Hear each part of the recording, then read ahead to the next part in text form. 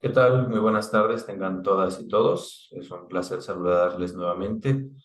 Pues siguiendo con el temario del diplomado en Historia del Mariachi, el día de hoy le toca al maestro Eduardo Martínez, pues compartirnos un poco sobre el área de investigación que él ha profundizado. Me gustaría, Eduardo, antes de iniciar con tu sesión, si nos pudieras platicar un poco, pues, sobre tu quehacer dentro de la investigación en cuanto al mariachi, tus actividades en las que realizas, pues, en torno al mariachi y, pues, bueno, un poco de tu trayectoria. Bueno, sin más preámbulos, quisiera también nada más agradecerte por la disposición y pues por todo el apoyo brindado para llevar a cabo esta sesión. Muchas gracias y adelante, Eduardo. Muchas gracias, Juan. Sí me escuchan todos, ¿verdad? Sí, te Eh, escuchamos. ok, mira, agradezco mucho la invitación, la recepción de la propuesta. Hablar de mí pues, es rapidito nada más, ¿no? O sea, soy licenciado en Historia por la UNAM, soy maestro en Historiografía por la Michoacana, por la Universidad Michoacana de San Nicolás de Hidalgo. Ahí fue donde me inicié a hacer un estudio profundo sobre la cuestión del mariachi. Eh, Estudié el mariachi como desde su uso que le da el Estado mexicano en esta diplomacia internacional. Mi tesis se llamó Periplos de Mariachi y ahorita estoy en el doctorado en la Universidad de Guanajuato, también haciendo o profundizando en estudios de mariachi, pero más allá de enfocarme hacia lo que es el mariachi de escenario o en realidad tradicional, me estoy enfocando más a este mariachi del talón, ¿no? En las áreas de Garibaldi, quiero hacer un estudio comparativo con Colombia y Estados Unidos. Entonces en eso estoy ahorita. Eh, He participado en el Coloquio Internacional de Estudios de Mariachi y en algunos otros eventos de esto, pero pues, yo creo que es suficiente como presentación. ¿Puedo empezar entonces? Voy a compartir pantalla.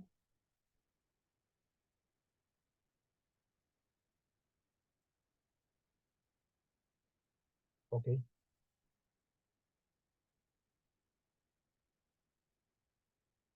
Mm, Bueno, les voy a compartir algo de lo que en los años de investigación en el tema del mariachi he tratado de ir hilvanando.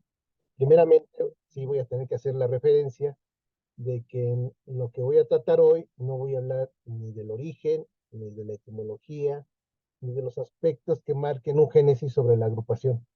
Lo que yo abordaré es el proceso histórico,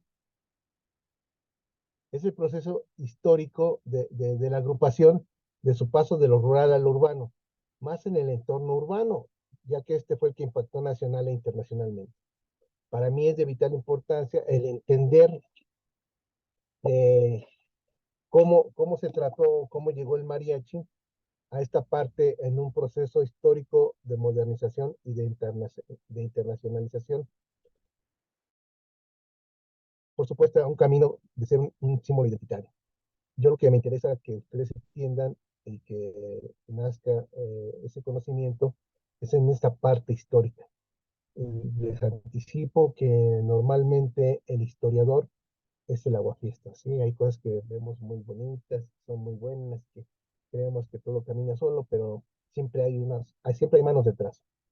Voy a empezar diciéndoles que inicialmente en sus lugares de origen el mariachi siempre ha sido un grupo importante, ¿sí? Para esto me voy a ir un poquito más atrás, la conformación de nuestro nacionalismo, y sabemos que para 1910 se inició un levantamiento armado convocado por Francisco I. Madero, que desembocaría en el derrocamiento de Porfirio Díaz, quien había durado en el poder más de 30 años. Para 1921, la revolución no había acabado del todo, pero los bandos ya estaban muy desgastados y por parte del Grupo Sonora, quien a la post sería quien se levantaría con el triunfo de esta guerra, y a través de la figura de Álvaro Obregón, que fue presidente de 1921 a 1925 y posteriormente Plutarco Elías Calles, se comenzarán a crear instituciones que serían las encargadas de regular la vida de esos mexicanos que estaban frente a la reconstrucción del país. Ese mismo año se instituyó la Secretaría de Educación Pública, que había sido anteriormente el Ministerio de Educación y que fue cancelado por Venustiano Carranza, y ahí es donde se nombró a José Vasconcelos como su primer secretario. Hay que tomar apuntes sobre esto. Él fue el primer secretario de Educación en México, en la parte revolucionaria. Bueno, en esos momentos sí se reconocía que México era un país multicultural, ya que era, esa razón o ese concepto lo encontraron a través de este movimiento bélico, que tenía diferentes costumbres, tradiciones a lo largo de todo el territorio nacional. Nada era homogéneo en cuanto a la cultura de esta nación, pero soplaban los vientos de la modernidad y había que caminar hacia esa dirección. Hay que tener un momento el concepto de la modernidad. ¿Sí? Lo voy a tocar un poquito después, pero antes de tocar esa parte, todavía tengo que recordar algunos otros movimientos sociales en nuestro país. Voy a empezar de esta manera. Voy a mostrar esta tabla, perdón, donde inicialmente partimos de 1900, es el censo de población en México, que parte de 1900. El primer censo fue en 1895, pero no está como completo, no está redondeado, no cubre los objetivos que empezaron a hacerse en 1900. Vemos que el resultado nos arroja una cantidad de mexicanos de 13.607.000 personas, en donde la parte urbana es de 3.893.000 y la parte rural era 9.714.000. ¿Sí? Si lo vemos bien, vemos que una cuarta parte es la urbana y tres cuartas partes es la rural. Había más población rural en 1900 en nuestro país. Para 1910, por supuesto, se incrementa la población en un 11% global, y en la parte urbana vamos a encontrar 4.351.000 habitantes, con un incremento de 11.76, y en la parte rural 10.809.000, más o menos un incremento parejo entre lo urbano y lo rural. Pero para 1920, que ya se estaba finiquitando la Revolución Mexicana, vemos que la población amenora decrece en un 5%. La parte urbana, hay que tomar atención en esta, sí crece un 2.60%, y tenemos a 4.466.000 habitantes en la parte urbana. Y en la parte rural disminuye. ¿Sí? Nos vamos de 10.809.000 a 9.869.000, aminoró en un 8.69%. Por supuesto, la razón es la guerra. ¿Sí? Hasta aquí nos vamos a detener aquí en este momento. ¿Qué quiere decir esto? Que como consecuencia de la Revolución Mexicana se generó un proceso social que trajo consigo un intenso movimiento de población sobre el territorio nacional, lo cual constituyó una fuerza social que dio origen a una redistribución de la población. Los pobladores del norte y del sur se desplazaron hacia el centro. Las ciudades más importantes del país crecieron en base a la migración proveniente de ciudades y poblados menores, ya que éstas otorgaban una cierta seguridad y posibilidad de encontrar empleo, cosa que no era posible en el campo, donde aún había brotes de violencia y escaso empleo. Bueno, debemos tomar en cuenta que en realidad siempre ha sido escaso el empleo en el país, ¿no? Nunca ha sido satisfactorio. ¿Y como qué brotes de violencia? Bueno, para 1926 hubo otro movimiento bélico que fue llamado la Cristiada, desarrollado en Bajío y Occidente, el cual influyó en la migración nuevamente interna del país hacia el centro o las urbes más importantes, aunque la de mayor excepción fue siempre la Ciudad de México. Recapitulando un poquito, podemos ver que a consecuencia de la revolución hay un movimiento de la población al centro. Hay que recordar que cuando se dan este tipo de movimientos de población, la gente no solo viaja con sus maletas, sino con sus costumbres y tradiciones. Dos, se inaugura la etapa de creación de instituciones, la Secretaría de Educación Pública, con José Vasconcelos como secretario, quien a la postre sería el iniciador de seleccionar los elementos de identidad desde los sótanos de la SEP. Bueno, esto de los sótanos de la SEP me gusta decirlo porque es una frase que por ahí oí hace como un año. No es, yo no lo nombro como un complot, pero me gusta decirlo, o sea, me gusta cómo suena, ¿no? Y tres, Hay un movimiento bélico llamado la Cristiada, donde están involucrados estados como Jalisco, Colima, Michoacán, Zacatecas, Aguascalientes, Guanajuato, Querétaro y los alrededores del norte occidente de la Ciudad de México. Un estudioso del corrido mexicano, Juan Diego Razo Oliva, nos propone llamar el Gran Bajío al territorio que delimita lo que hoy llamamos la altiplanicie central de la República e integra en sus amplios límites el estado de Querétaro, más la mitad del norte, oriente y poniente de Michoacán, todo Guanajuato, todo Aguascalientes, Jalisco en su vertiente costera hacia el Pacífico, prácticamente hasta el estado de Zacatecas y casi todo San Luis Potosí. Aquí en este mapa muestro los estados involucrados, tal vez mal iluminados, pero necesitaba mi pulso, perdone. O sea que es a lo que llamamos el Bajío y Occidente de México. Hay que hacer otro apunte. El área nuclear del mariachi, nos dice el doctor Jauregui, que involucra Jalisco, Michoacán, Colima y Nayarit, es la parte negra que se sobrepone sobre el gran Bajío que propone Razo Oliva, o lo que llama, eh, siguiendo hablando de la parte mariachera, como lo que llama Álvaro Ochoa el Jalmich, que es la parte rosa que está sobre el negro. ¿Sí? Ahora sí retomemos un poco esta parte del concepto de la modernidad. ¿Qué es la modernidad?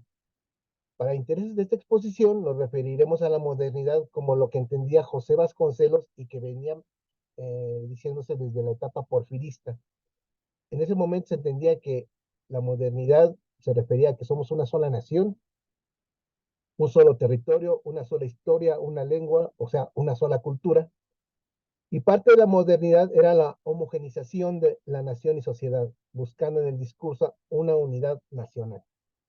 La modernidad, no sé si se pueda moverla, así. Hay un concepto que me encontré que es parecido a lo que venía entendiendo desde fines del siglo XIX, y dice, la modernidad es entendida como un proceso de cambios que buscan homogeneizar la sociedad. Da paso a la creación de individualidades y permite que los hechos y objetos se hagan de conocimiento y apropiación universal. Se le considera como un proceso que necesita una actualización permanente. Ok, la revolución, movimiento social, resuelto bélicamente, trajo al final una reivindicación social de las clases populares, donde al momento de pacificar al país hubo que tomar elementos pertenecientes a esa cultura popular tan diversa, ya que al referirse a la reivindicación de la cultura popular, hacían referencia en el discurso, decían que era el alma del pueblo. Así que el nacionalismo la utilizó como nutriente de la legitimación del Estado. Así que para llegar a este objetivo, había tres maneras de poder llegar al objetivo, partiendo desde la iniciativa de este nuevo gobierno postrevolucionario. Uno, era a través del púlpito, por supuesto en contubernio con la iglesia, pero este gobierno postrevolucionario ya había tenido, ya se había friccionado con la iglesia, con el lado religioso, ya había tenido un conflicto. Por esta parte, es la cristiana. Por esta parte, pues no se iba a poder hacer esto. La otra parte era las escuelas, por supuesto, esto fue una tarea titánica y que no se debería a corto plazo. Se empezaría por la educación básica, ya que si empezaban en esta parte superior de la educación, ahí había todavía jóvenes de esas familias porfiristas y pues no iban a encontrar eco. Así que sería desde las básicas. Y tres, a través de los incipientes medios de comunicación que se hicieron presentes en ese momento, la prensa, la radio y el cine en ese orden. Recordemos que estamos todavía en los años 20, ¿sí? ¿Por qué cito a Vasconcelos? Eh, José Vasconcelos, él como secretario de Educación Pública, y tomando en cuenta que la estrategia para transmitir una nueva ideología al pueblo emanado de la revolución sería a través de la educación escolar, fue el encargado de encontrar esos elementos de cohesión, de unión, de identidad para los mexicanos. Por supuesto, no solo él se encargó de esta tarea. Ese mismo 1921 hubo una comitiva ilustre, realizó una gira de conocimiento por el Bajío, lo acompañaron por Colima, Aguascalientes, Jalisco y Zacatecas personajes como Manuel M. Ponce, Pedro de Alba, Enrique y Gabriel Fernández Ledesma, Ramón López Velarde, los pintores Roberto Montenegro y don Jorge Enciso. Todos ellos tendrían mucho que decir para la construcción de las imágenes estereotípicas nacionalistas del habitante común de México que serían insertados en los programas educativos a través de la música, poesía y las actividades creativas. Otros personajes como Ezequiel Salcedo, quien era el director de los talleres gráficos de la Nación, y que durante este viaje pues no perdió la oportunidad de bailar algunos jarabes que baile supuestamente, el jarabe fue creado por el pueblo mexicano. Por supuesto, hubo un proceso donde fue tomado por cultores, lo tomaron de sus orígenes, lo suben a los escenarios, lo folclorizan y en una idea de reinterpretación lo regresarían al pueblo. Por eso lo vamos a ver durante muchos años como parte de estas coreografías que dan en las escuelas primarias. Pero también las autoridades educativas tuvieron sus preferencias por esas culturas locales y regionales de determinados sectores sociales. Las que prevalecieron, las que llamaron la atención fueron las del Bajío, los valles poblanos, la meseta Tarasca, perdón, Oaxaca y particularmente el Istmo de Tehuantepec. Quienes dieron su opinión sobre estas figuras estereotípicas locales fueron los tapatíos Gerardo Murillo, Jorge Enciso, Roberto Montenegro, el defeño Adolfo Béz Mugar, los hidrocálidos Gabriel y Enrique Fernández Ledesma, periodistas, literatos y estudiosos como José de Jesús Núñez y Domínguez, Rubén M. Campos, Higinio Vázquez Santana, Fernando Ramírez de Aguilar, Carlos Santa Cruz, Federico Gamboa, Carlos Rincón Gallardo, María Luisa de la Torre Otero y muchos más, todos con votos sobre los estereotipos de su preferencia. En la parte final, lo digo así, de esta carrera de conformación de estereotipos nacionales o locales primeramente, y para ser posteriormente nacionales, se perfilaron eh, la tehuana, el indio tarasco, la china poblana y el charro. Por supuesto, hoy sabemos quiénes fueron los ganadores. Esto se verán continuamente en los cuadros de bailables de educación primaria, se escucharán en la radio con alusión al jarabe tapatío y se verán en el cine nacional. Este cuadro nacionalista estaba formado por el Bajío o occidente mexicano identificado por el charro y el poniente por la china poblana que, según Pérez Monfort, estos dos personajes se unían al son del jarabe, un género bailable que podía aparecer en muchas regiones del país y como la palabra jarabe significa mezcla de hierbas, en este caso musicalmente es mezcla de sones, y no solamente es un tapatío, son varios jarabes que hay a lo largo del país. ¿Sí? Eh, la connotación o calificativo de tapatío remitía necesariamente al occidente mexicano. Bailable que tomaría cualquier pretexto festivo del calendario cívico escolar para presentarse en los recintos educativos, siendo aprendido por los alumnos y alumnas como parte de su desarrollo artístico. Por supuesto, ejecutado por el mariachi. Todo este panorama fue manifiesto desde los años 20 hasta los 40. Pero también tenemos que ver la parte del respaldo del gobierno, si en realidad era totalmente franco esta iniciativa desde la educación. Y por supuesto lo encontramos en el discurso de fundación del PNR, lo que fue el Partido Nacional Revolucionario, que posteriormente sería el PRI, que en 1929 nos dice que México es un país agrícola, falto de homogeneidad étnica, poco industrial, las luchas de clases dividen a los mexicanos y para adelantar el interés nacional el Estado debe imponerse, aún reconociendo los conflictos de clase, como árbitro supremo y sus decisiones no pueden ser resistidas por nadie ni por la ley. Hay pues un interés nacional representado y defendido por el Estado y exclusivamente por el Estado. Aquí nos decía que, por supuesto, como iba a ser un cambio de ideología, una nueva educación, por supuesto, desde la Secretaría de Educación Pública se iba a dar bandera verde a todo esto. Pero ya entonces vamos a hablar ya. Este es el entorno histórico del momento en que el mariachi llega a la Ciudad de México. ¿Sí? Primeramente es de reconocerse que los mariachis son parte importante de su participación social en sus localías. Participan en eventos festivos, fiestas patronales, bautizos, casamientos, velorios y sepelios. Además, estamos hablando de la no existencia en ese entonces de la luz eléctrica, no había radios ni televisión, así que era una música en vivo, era necesario que hubiera este tipo de grupos. Los registros que se tienen son los siguientes. El primero, 1905, por el mariachi de Justo Villa, que según Rafael Méndez, en su libro Apuntes sobre el pasado de mi tierra, por supuesto se refiere a Cocula, nos dice que Juan Villaseñor, administrador de la hacienda La Sauceda, perteneciente a Cocula, por instrucción de la familia Palomar, propietaria entonces de dicha finca, llevó a Guadalajara y de ahí a México al mariachi de Justo Villa, a tocar tanto en el onomástico del presidente general Porfirio Díaz como en las fiestas de aquel año, por supuesto las fiestas patrias.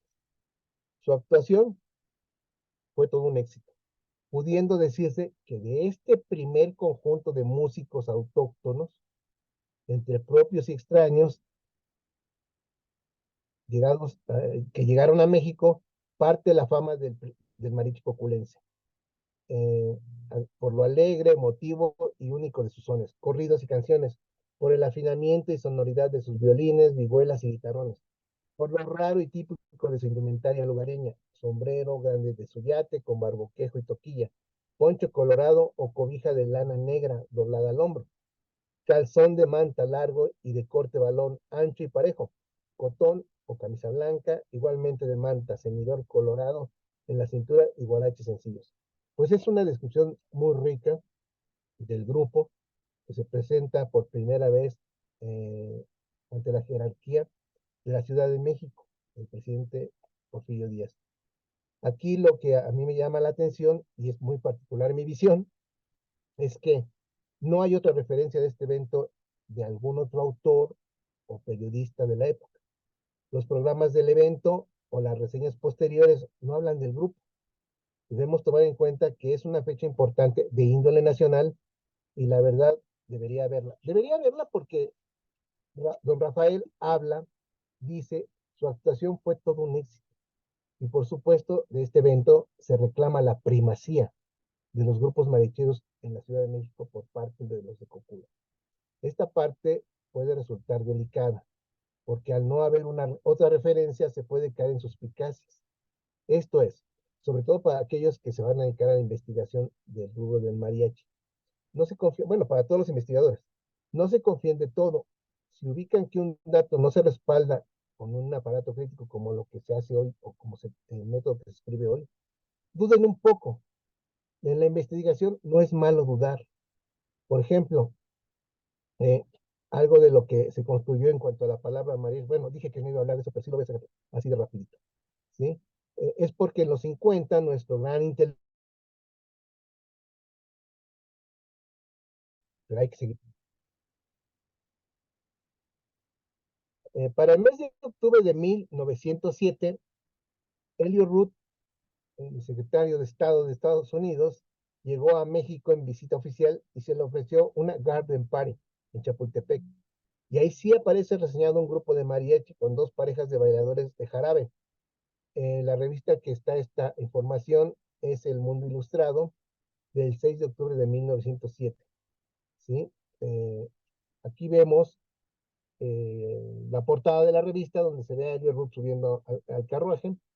En la parte derecha se ve el grupo de mariachi con los bailadores al frente y en otra inferior solamente se ven los bailadores. ¿Sí? Esta es la reseña que nos entrega la revista. Que nos entrega la revista y dice que frente a las tribunas desfilaron después pequeñas embarcaciones enfloradas, llevando a bordo unas orquestas típicas, otras parejas de indígenas que vestían las clásicas prendas regionales. Aquí es lo importante, un mariachi jalisciense que vino exprofeso de Guadalajara, tocó sones y jarabes, y dos charros y dos tapatías, no les llaman chinas poblanas, sino dos tapatías que estuvieron bailando al compás de las arpas y de los violines. Bueno, hubo además otros bailes muy pintorescos. Hasta aquí. Entre el otoño de 1908 y la primavera de 1909, las tres principales compañías estadounidenses de fonógrafos, Columbia, Edison y Victor, realizaron grabaciones en la Ciudad de México con el cuarteto coculense. ¿Sí? Por ahí habían algunas dudas respecto a estas grabaciones. Muchos decían que ellos habían ido a Estados Unidos a grabar, pero no, grabaron en la Ciudad de México, por eso es importante el dato. Vamos a escuchar lo que ellos grabaron, una pieza del Frijolito.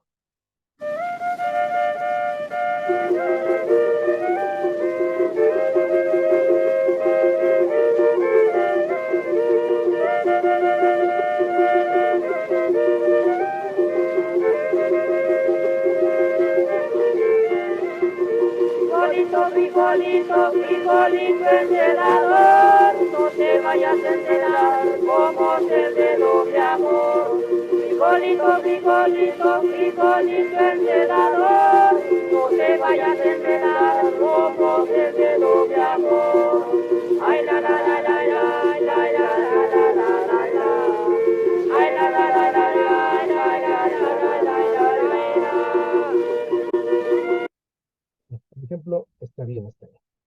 Para 1925 llegó a la Ciudad de México un mariachi de Cocula, que venía encabezado por Concepción Andrade, y este grupo visitó los dos diarios capitalinos, el Excelsior y el Universal, los cuales también eran estaciones de radio, y desde ahí juntos con otros músicos del bel canto compartieron escenario. Esta es la página donde aparecen ellos, donde dice el mariachi, dice Miriachi, pero es en realidad el mariachi de Cocula. Transmitió un admirable original concierto en el Universal y la Casa del Radio. Aquí podemos ver que son 5 músicos y pues vemos un clarinete, un violín, un guitarrón, una vihuela, y la que está a la extrema derecha pues resulta ser una guitarra séptima, ¿sí? La guitarra mexicana. Eh, Esta es la parte donde eh, refiere la reseña. Dice, trátase de un quinteto, Concepción Andrade, guitarra, que en realidad pues no es una guitarra en realidad. Eh, Pablo Gómez, clarinete, Salvador Flores vihuela, Antonio Partida violín y Agapito Ibarra séptima. En realidad Andrade tocaba el guitarrón y lo llaman guitarra, ¿sí? Gentes de condición humilde, pintoresca y varios admira admirablemente conjuntados en sus canciones y cuyos instrumentos de cuerda son de una construcción como ellos mismos, recia y casi primitiva. ¿Sí? Pues, es la descripción del periodista. Esta es la otra del Excelsior, donde aquí vemos a 6 músicos, ¿sí? Y donde vemos que la reseña nos dice, los heraldos de esta campaña han sido los humildes trovadores de Cocula, Concepción Andrade, Casimiro Contreras, Antonio Partida, Pablo Gómez, Salvador Flores y Agapito Ibarra. Sexteto de verdaderos artistas que hacen sentir a cuantos los escuchan el ritmo de la suave patria y las sierras, y la sincera nostalgia por el campo y las sierras, en donde vaga incólume el alma nacional. Y está una estrofa o un fragmento de la canción que tocamos, que es el Frijolito. A partir de estos momentos, el mariachi empezaría a ser parte de la vida y entorno urbano de la Ciudad de México, por supuesto, ya que ese mismo año de 1925 se inauguró el Tenampa, espacio hoy arcaico en referencia a la cultura del mariachi en Plaza Garibaldi. Sus dueños, Juan y Hernández, muchos dicen que la I es de Indalecio y otros de Ignacio, y pues hay cosas que es como se lo adjudicaban a Francisco y Madero, ¿no? Esos dos nombres. Pero. Y su esposa crearon un lugar de aromas jaliscienses, donde se encontraría la birria, el pozole, el ponche de granada y de rayán, y por supuesto la música de mariachi. Juan Hernández era compadre de Concepción Andrade, y este sería el único grupo que tocaría al interior del establecimiento. Posteriormente en la calle se encontraría el mariachi de Cirilo Marmolejo. Este es bueno, esto es parte del antiguo Garibaldi. Yo me imagino que esta foto es como de los 50, 60, porque en los 50, a mediados de los 50, todavía los mariachis no estaban uniformados de charros.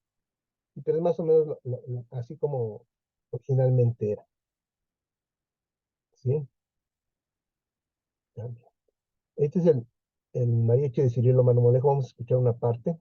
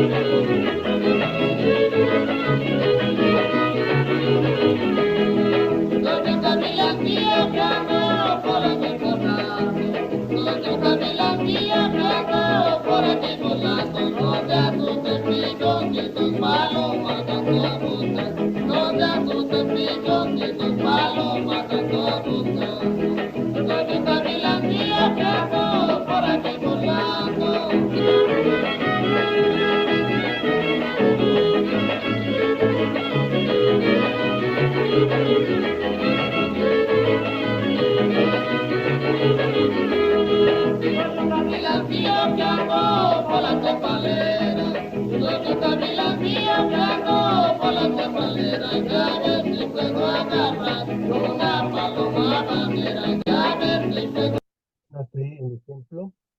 El método de trabajar de los grupos era en Garibaldi, al interior del Tenampa, llegaban los turistas o quienes los iban a hacer el consumo, llegaba el grupo, ofrecía sus canciones o su repertorio, y ya pedía el parroquiano, y ya se tocaba la canción y ya les pagaba. Ese es más o menos como hoy lo que se sigue trabajando, ¿sí? Al exterior del Tenampa, a mediados de los años 30, había 5 grupos que atendían las serenatas y mañanitas a la gente que les gustaba el mariachi. No cambian. Perdón, es que no quiere cambiar.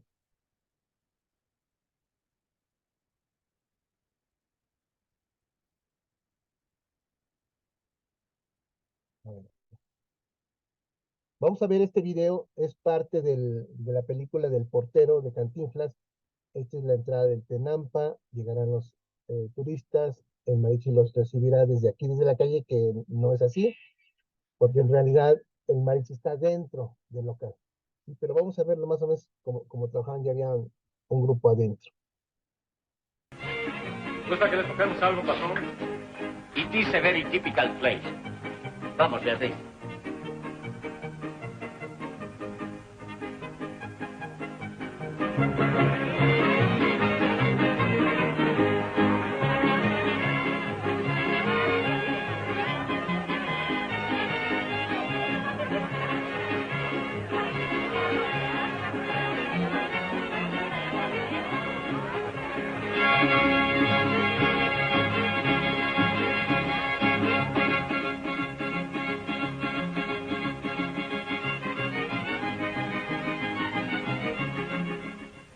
Fue una cosa tan de repente. Así es la vida, tan con...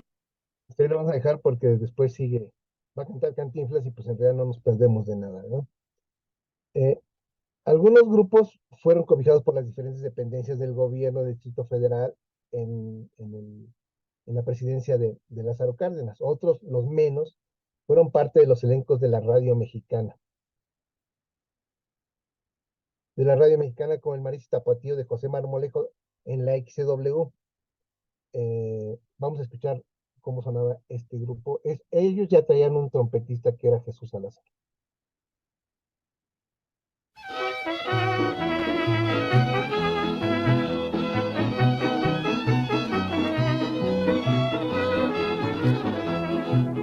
Al mariachi de mi tierra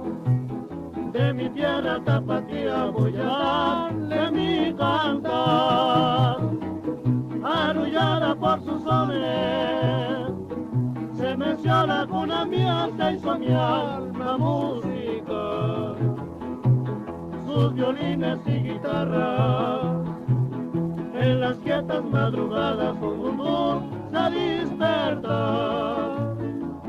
Alma virgen del mariachi, cuando escuchas sus cantares ganas de llorar me da. Bueno, hasta aquí el ejemplo Hay que notar que esta grabación se oye mejor, ya se oye el guitarrón, en la primera no se oía, no se oía muy claro, se oía la trompeta. Hay que recordar que el mariachi en esta etapa no acompañaba a cantantes, ¿sí? Ellos cantaban en corto todo su repertorio. Eh, También este mariachi, el mariachi tapatío, no solamente participaba o trabajaba en la XW, también fue el primero convocado a la cinematografía y participó en la película de Santa, que fue nuestra primera película sonora. Aquí es un fragmento.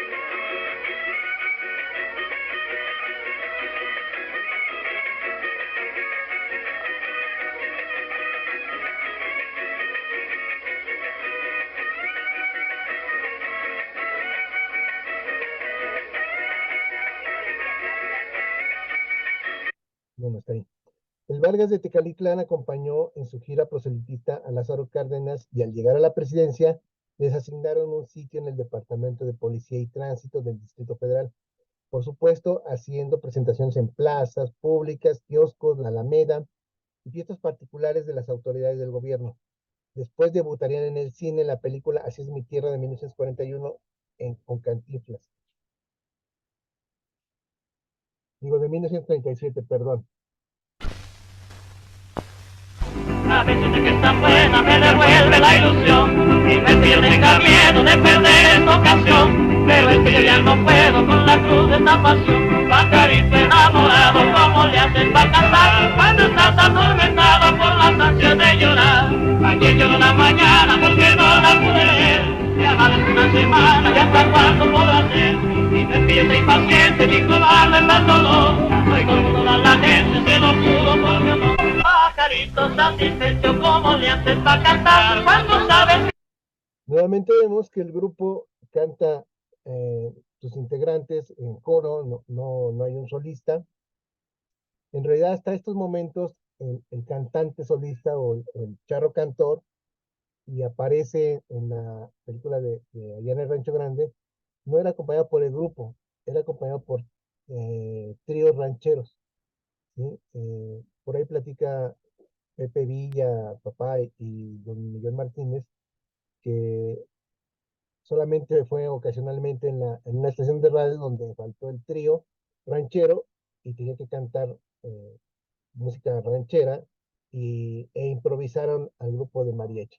Entonces a partir de ahí el cantante se sintió cómodo y empezó a participar más en mariachi. Por supuesto, no todos los músicos que llegaron a la Ciudad de México vieron cumplidas sus expectativas de ser llamados a la fama y a los grandes sueldos del mariachi de escenario. Primeramente, muchos fueron músicos itinerantes y después se encaminaban a Garibaldi. La enorme mayoría quedaron en los grupos que se les dio o conocemos como mariachis del talón. Eran trabajadores que iban sin traje de charro. Ellos adoptaron el traje de charro a partir de la segunda mitad de la década de los 50 e iban de cantina en cantina, de serenata en serenata, de mañanitas en mañanitas, en cumpleaños y Día de las Madres, y algunas peregrinaciones, sobre todo en el mes de diciembre. Asimismo, al mariachi, el llegar a la Ciudad de México, expande su repertorio. Aparte de los sones, jarabes, minuetes, balonas, etcétera, que son ritmos bailables, adoptaron como básico el género ranchero, que la mayoría de sus compositores ellos habían sido convocados para escribir por encargo para la cinematografía nacional, de las cuales la mayoría hablaba del amor, el desamor, de la mujer, del dolor, del desprecio que le da la amada. Aquí es donde la figura de José Alfredo toma altura. Eh,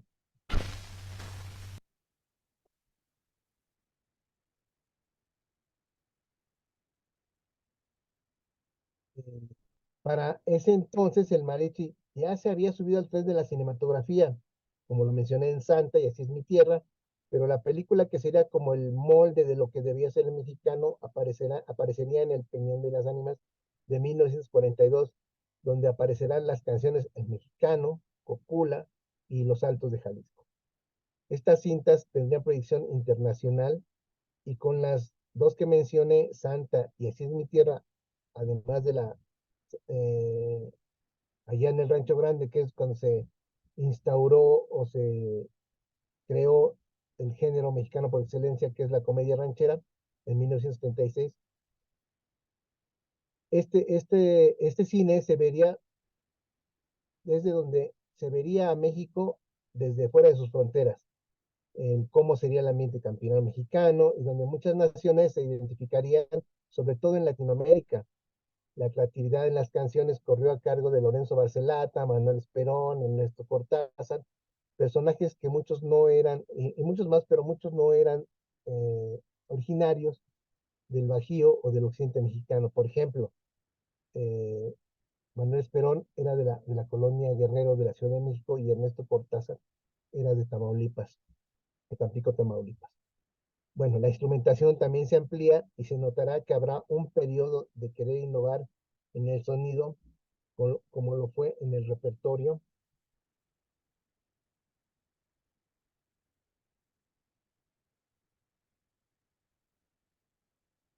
Esta es una pieza que toca Andrés Huesca y sus costeños, y donde es parte de la inspiración de José Alfredo Jiménez. Esta es la que dicen que primero se grabó, la inspiración de José Alfredo Jiménez. A ver, vamos a escucharlo.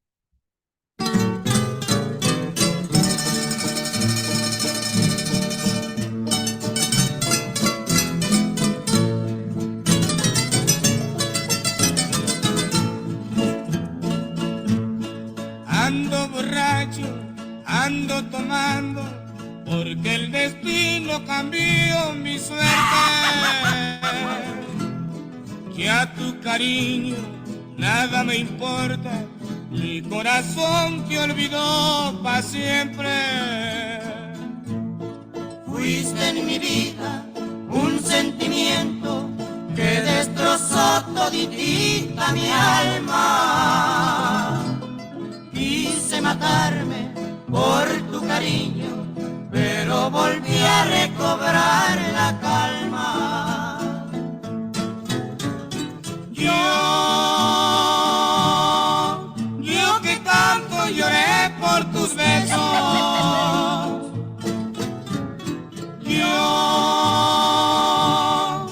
yo que siempre te hablé sin mentira. Este ejemplo es para que notaran, por supuesto, Andrés Huesca es artista, pero también se escucha por ahí una guitarra sexta que va punteando. A esto me quería referir cuando dije que la instrumentación también se amplía, y se notará que habrá un periodo de querer innovar en el sonido, como lo fue en el repertorio. Se integrarán la trompeta y la guitarra sexta. Y lo digo en este orden porque hasta donde he investigado, hay grupos que irán adoptando aerófonos en sus grupos, como los clarinetes, las flautas, trombones y trompetas, antes de incrustar una guitarra sexta. Pienso que entró a la dotación instrumental del mariachi por su versatilidad, y no solo se podía rasguear, sino también se podía puntear. Y normalmente, o la mayoría de las introducciones de las músicas, de las canciones rancheras, muchas son con guitarra haciendo un sol o punteando, un bajeo con la guitarra o un requinto. En esta parte también está abierta la investigación, hay que seguir buscando en esto. Como hemos visto, la internacionalización se dio a través de la pantalla del cine, de ese medio de comunicación que, a decir de Carlos Monsiváis, él decía que el mexicano asistía al cine a aprender a ser mexicano. Para Carlos, el cine era un método pedagógico, y por supuesto era el medio idóneo para poder ir moldeando este ciudadano que pretendía emanar de la Revolución Mexicana. Eh, También mencioné que algunas naciones latinoamericanas adaptaron y replicaron la práctica de esta música en sus países. Encontraron en ella primeramente un gusto y después un modo de vivir honestamente. Si a ellos les gustó, pues podríamos decir, por cuestiones del español, pues tal vez el idioma tendría que ver mucho. Pero también hay países, como por ejemplo en 1953, se mostró una cinta mexicana en Yugoslavia, y fue un boom, tanto que hoy a la fecha existe todavía gente de aquella generación que extraña esta música, que en su momento se llamó el movimiento Yumex.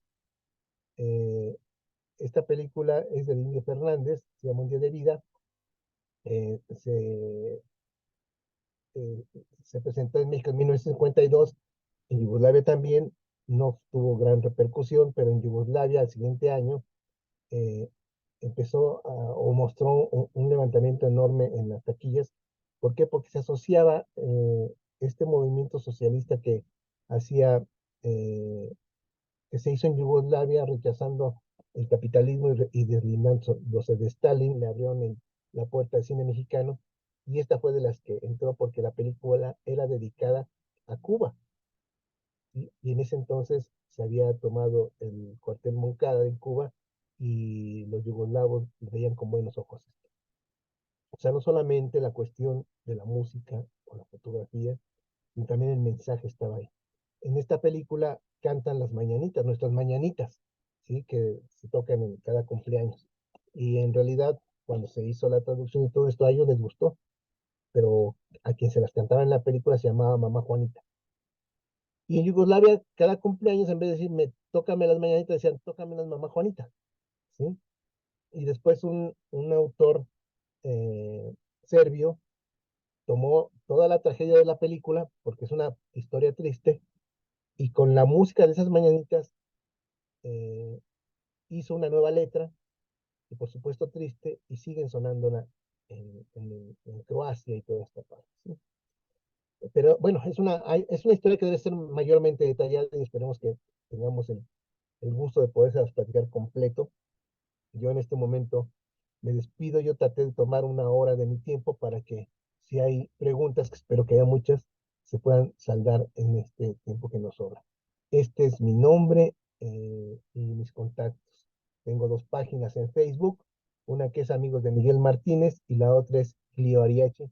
Y aquí está mi correo electrónico. Me da mucho gusto estar aquí con ustedes y espero que les haya servido de algo lo que yo les vine a platicar. Muchas gracias.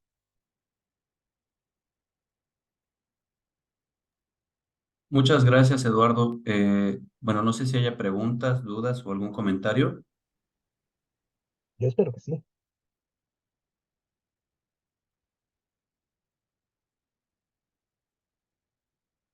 Voy a dejar de compartir.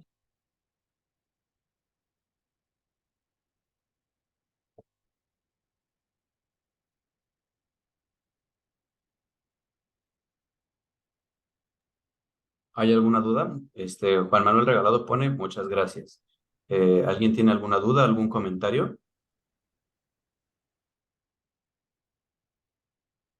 Hay preguntas.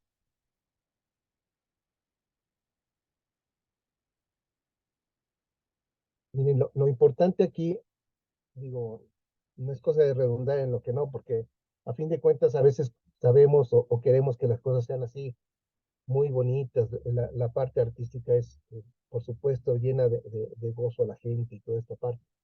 Pero sí hay un apoyo totalmente del Estado para que, de hecho, se dice que se mariachice el país, ¿sí? Esta parte se da en los 40 y en los 50 por parte de Miguel Alemán Valdés, que él era veracruzano, se hace un intento de jarochizar al país, ¿sí? O sea, ya se había mariachizado y con el cambio de presidente por sus gustos quería jarochizar. ¿Cómo lo pueden ver? Pueden ver estas películas de Pedro Infante, por ejemplo, El Enamorado, donde se empieza a sonar sones jarochos y todo esto.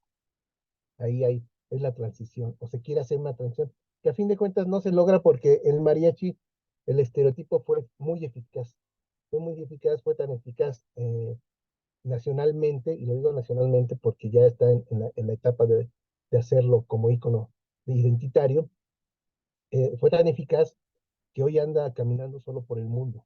Si no fuera de ese modo, en países de Latinoamérica y de Europa, España, hasta en África y Japón, no habría grupos de mariachi que hoy no todos los grupos tienen mexicanos, pero sí gente de sus localidades que están reproduciendo nuestra música. Algunos les están cambiando la letra, pero el sistema la música como tal eh, sigue prevaleciendo, ¿sí? Yo creo que aquí la situación, lo importante es eso, porque a fin de cuentas, no todos los músicos que estudian en conservatorio de música superior de música o escuela superior de música alcanzan trabajo para las orquestas, para las grandes filarmónicas y orquestas de cada país. Entonces, pues de algo tienen que vivir si son músicos. ¿Y qué hacen? Pues se refugian en estos grupos de mariachi que por supuesto tienen eco en todos lados y tienen un modo honesto de vivir. Yo lo veo de ese modo. Sí tienen un modo honesto de vivir por una práctica de una cultura musical para ellos extranjera y para nosotros que sí nos debe de llenar de orgullo. Aunque en realidad, pues, que por ahí digan que es una tradición inventada, pues sí, sí lo es. Sí lo es. Pues qué bueno que la inventaron así, ¿no? No nos debe de molestar esa parte. ¿Que es de los medios masivos? Pues sí, sí lo es. Si no, no hubiera irradiado hasta fuera de nuestras fronteras, se hubiera quedado en las localías. Yo creo que el mariachi es un grupo poderoso que yo creo que no hay que preocuparse porque se vaya a acabar, porque se está reproduciendo en todo el mundo. Lo que pasa es que como mexicanos tal vez se pierda o perdamos esa supremacía, esa hegemonía una hegemonía cultural que se estuvo haciendo desde los 40, 50 y casi hasta la fecha, pero pues ahorita está la situación de Estados Unidos y ellos están muy fuertes en esto, ¿sí?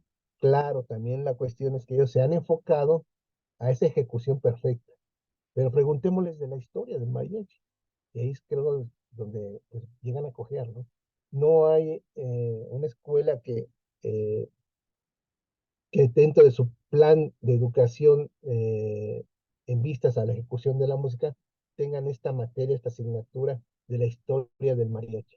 Son muy pocos los que manejan esta situación.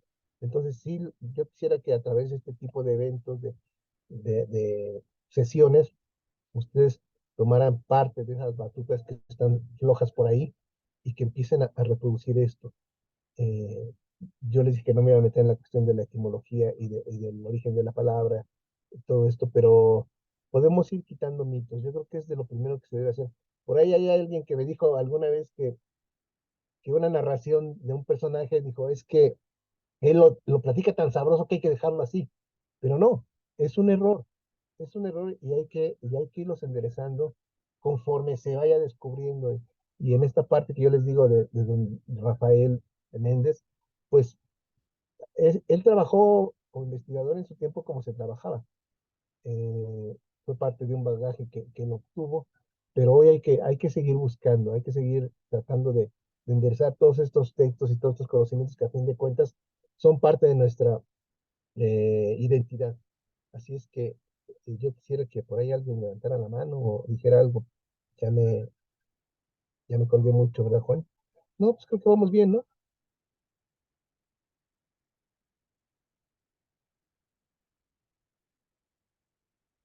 Perdón por tantos ruidos, ¿eh? Muchas gracias, Eduardo. Comenta Getsevite.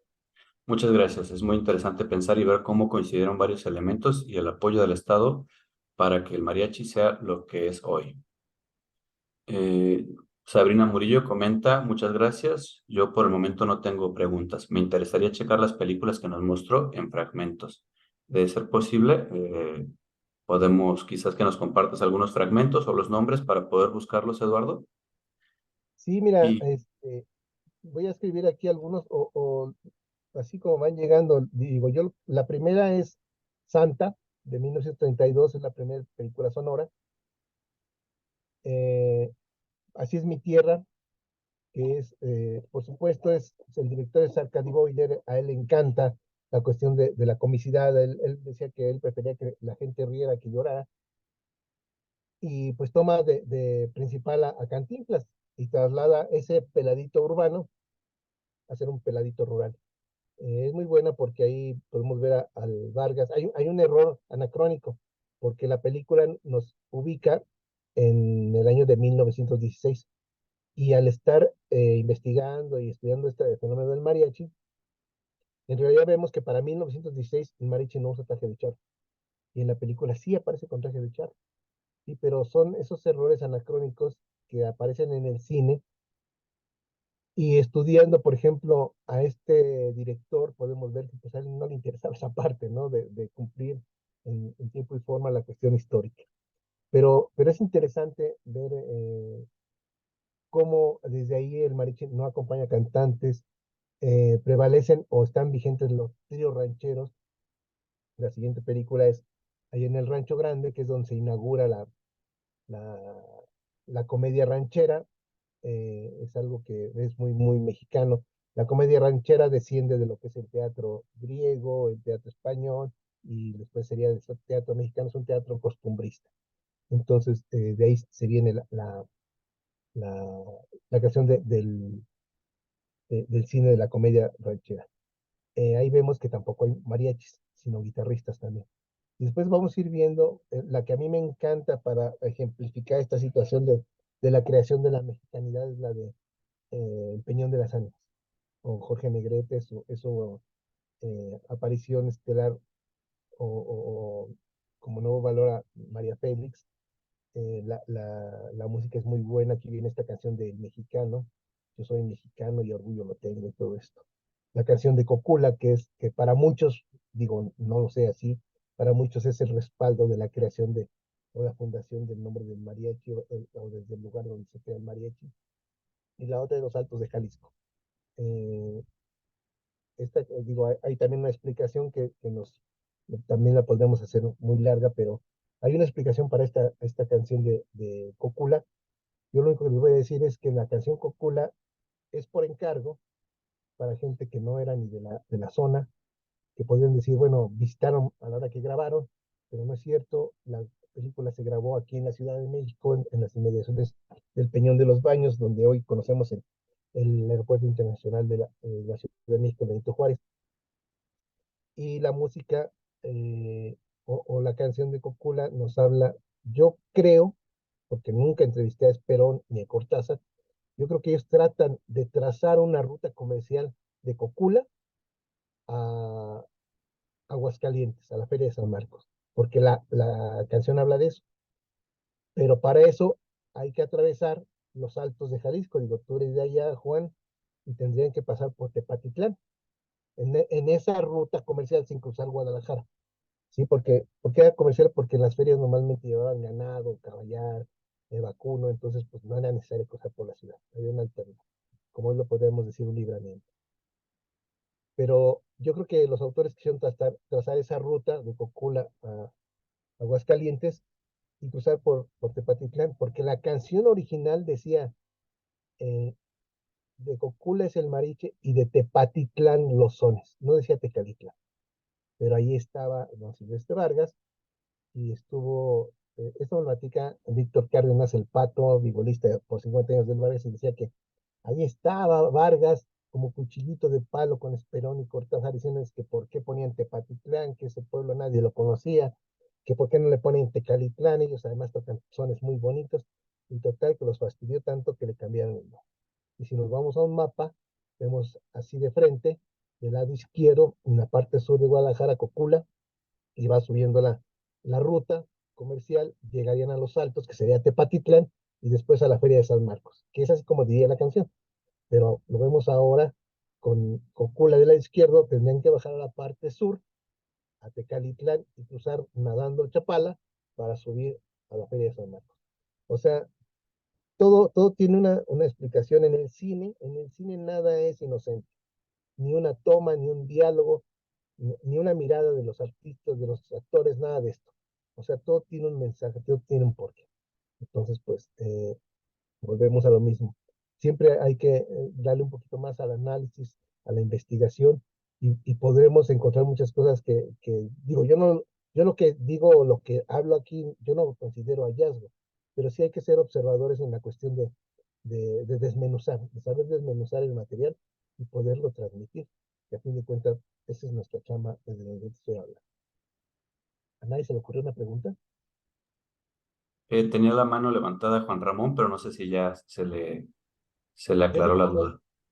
Eh, yo, bueno, tengo una duda, creo que estoy un poco confundido y a lo mejor, pues no sé, ¿el mariachi Cuarteto Coculense y el de Concho Andrade eran el mismo? El de Concho Andrade y el Cocula, sí eran el mismo. Hubo una etapa, digo, sí es muy confuso el cómo se narra, o cómo se encuentra. Pero aquí la cuestión es que Concho Andrade ya llega a Ciudad de México y es quien hace estos conciertos en el Universal y el Exceso. Yo no sé si para llegar a ese lugar ya le había hablado su compadre Juan Hernández, que él era el dueño del Tenampa, y le había dicho, vente a trabajar acá para que si yo vendo birria y ponche de granada y arrayán, quiero el cuadro completo, necesito la música. Hay que recordar que no habían discos, todo esto, hasta después. Estamos hablando de 1925. Entonces, no era comercial el gramófono. Entonces, necesitaban música en vivo. Además, esa era la tradición, la música en vivo. ¿Sí? Entonces, yo no sé si él le habló, llegó y le invitaron a los conciertos, o llegó, lo vieron en la calle, le invitaron a los conciertos y después lo vio Juan Ignacio Hernández. Entonces, pero es el mismo el grupo. Muy bien, muchas gracias. Ya.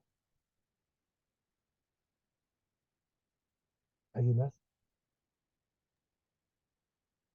¿Hay alguna otra pregunta?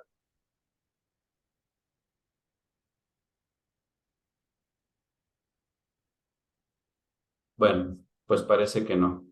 Bueno, pues no queda más que agradecer, Eduardo. Muchas gracias por tu exposición del día de hoy. Me parece muy enriquecedora para justamente ver el mariachi desde otro enfoque. Pues bueno, seguiremos al pendiente de tus trabajos y pues bueno, si hay algo más que quieras compartir más adelante, pues, siempre serás bienvenido. Y bueno, también agradecer a todas y todos los participantes por estar aquí el día de hoy.